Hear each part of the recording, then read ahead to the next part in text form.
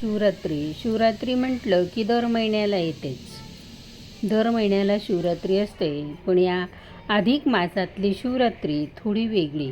काय असतं? तुळस पनवा हरिहर एक. पुरुषोत्तम भगवान म्हणतात, अगं शिव आणि विष्णू वेगळे नाहीत. शिवस्य हृदयम विष्णू, विष्णूश्च हृदयम शिव. म्हणजे शिवाच्या हृदयात विष्णू, विष्णूच्या हृदयात शिव. या मासात शिवरात्री केली तर मी आणि शंकर दोघे येऊन आशीर्वाद द्यायला.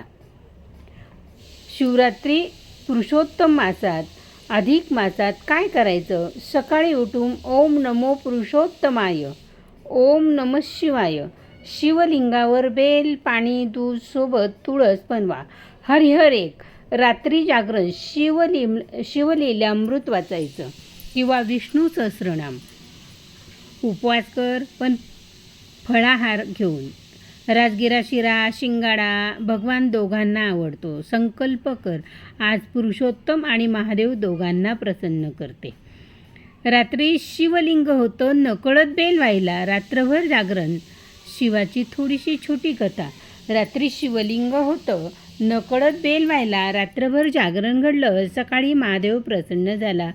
पापी व्याघ्राचा उद्धार झाला. समुद्र मंथनाची कथा. हलहाल विष निघालं. सगळं जग जळू लागलं.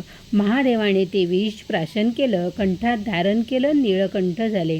ज्या रात्री महादेवाने जग वाचवलं ती रात्र म्हणजे महाशिवरात्रीची होती. पुरुषोत्तम मासात शिवरात्री खास माऊली.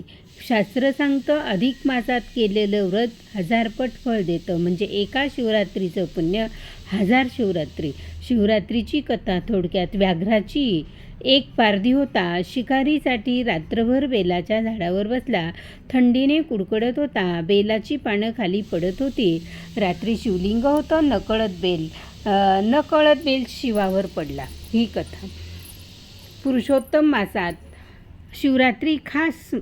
अधिक मास, पुरुषोत्तम मास हा विष्णूचा मास. शिवरात्री महादेवाचा दिवस. या महिन्यात शिवरात्री आली तर हरी आणि हर दोघांची कृपा होते.